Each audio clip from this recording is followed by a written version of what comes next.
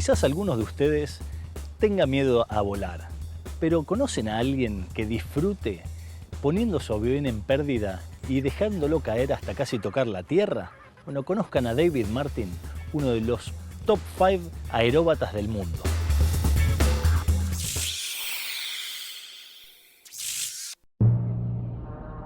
Por más que te cuides y protejas, siempre es bueno tener Mertiolate a mano. Mertiolate, el antiséptico de triple acción sobre bacterias, virus y hongos. Mertiolate, que nunca falte.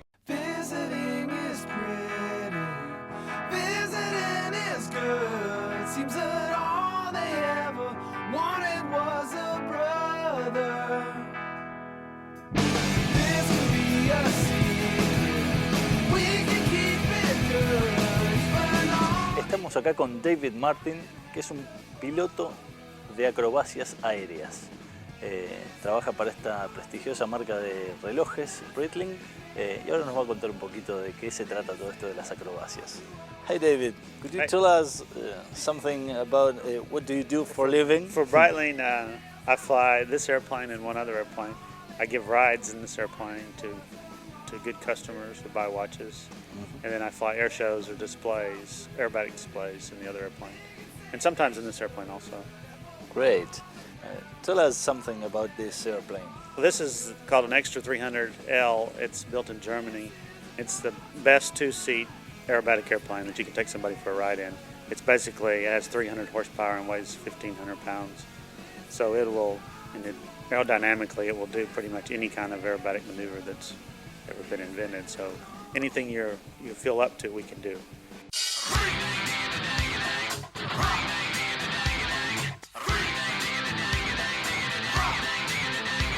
Tell us, David, what kind of maneuvers can you do with this plane? Well, we can pretty much do any maneuver that's been invented, really. So we can fly upside down, do rolls, loops, the basic stuff. Or, we can do outside maneuvers where, normally in an inside maneuver, like an inside loop, the weight of your body is pushing you down. I can do outside stuff where you can have 5 times the forces of your body pushing you out of the airplane. So, and snapping gyroscopic maneuvers where the airplane tumbles end over end. Pretty much whatever you're up for. At what age did you start with this? I started doing aerobatics when I was about 15. My grandfather started me. Just the basic aerobatics, loops and rolls. My grandfather learned to fly in the 30s when most all pilots learned basic maneuvers back then. So he wanted me to learn, the basic maneuvers right from the start. And then I kind of went on from there.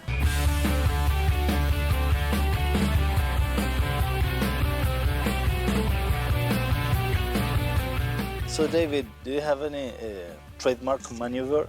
Well, my trademark maneuver is kind of an end-over-end tumbling maneuver.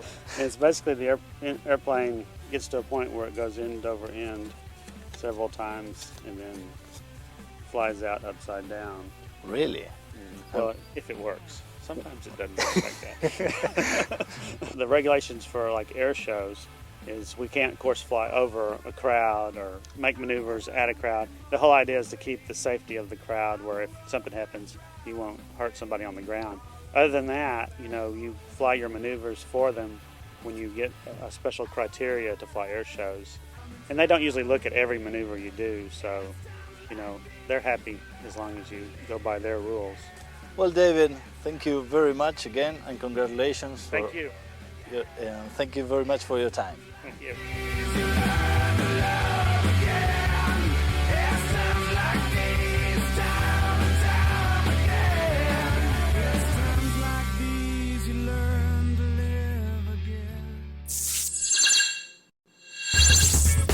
Quizás porque nuestras raíces ancestrales vienen de una gran combinación de culturas, es que me interesa tanto el arte. Y cuando está relacionado con los automóviles, me interesa más todavía. Vean estas piezas únicas desarrolladas desde los materiales más básicos, metal y madera.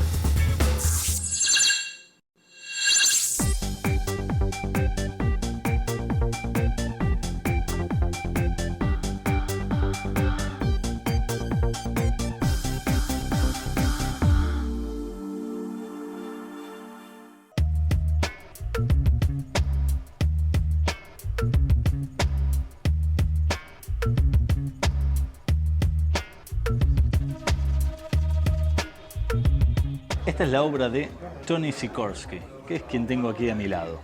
Es un artista que combina madera con acero inoxidable, pero ahora dejémoslo a él que nos cuente un poco más de su obra.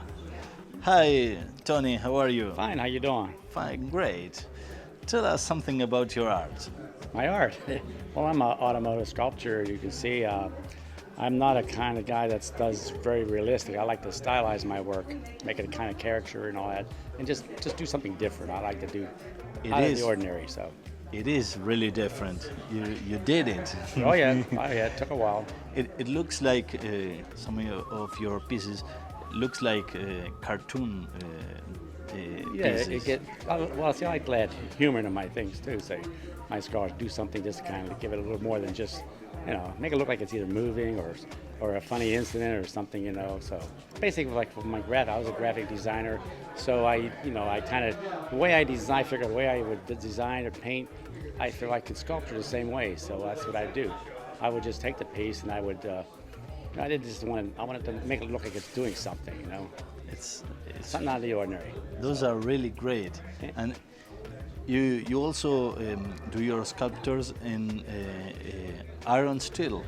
Yeah, well, stainless steel. I started out first doing it corrugated cardboard. Just take a box or something you find. I don't have anything here, but that's what I started. Then I went into wood, then from wood a little bit into stainless, and then from wood and stainless, I went into all stainless because I always wanted to do something. So Great. And so it's about 2 years now I've been doing this stuff, so in stainless.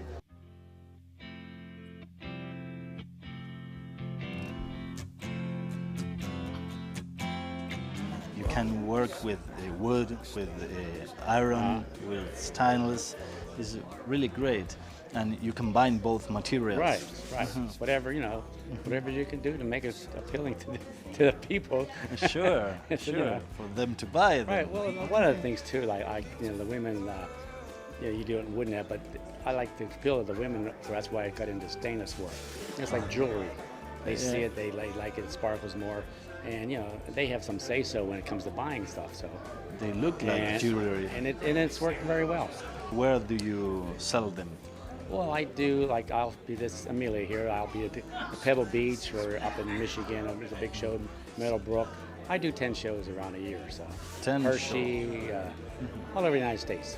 Great. And I love to travel. We travel. My wife comes with me. So we have fun. It's fun. Which are the models that you inspire the most? They all do. I mean, I like the classics, like the Mercedes and Packers. I like them, but then I like the race cars. I like the vintage race cars. I like the like these or the F1s I would do. But I don't like hot rods. I used to own. I had a few of my hot rods. I like them all. Did any famous people buy your art? Not yet. Not yet. They looked at them, but they haven't bought any. Well, that's a good step. Oh, yeah, a good first step. Oh, yeah. Well, Tony, it was a really pleasure to meet you. Congratulations for your art. It's really great. I know that it's going to be a great successful. It's just a matter of a little bit of more time. That's all. Thank you very much. Thank you. Go. Okay.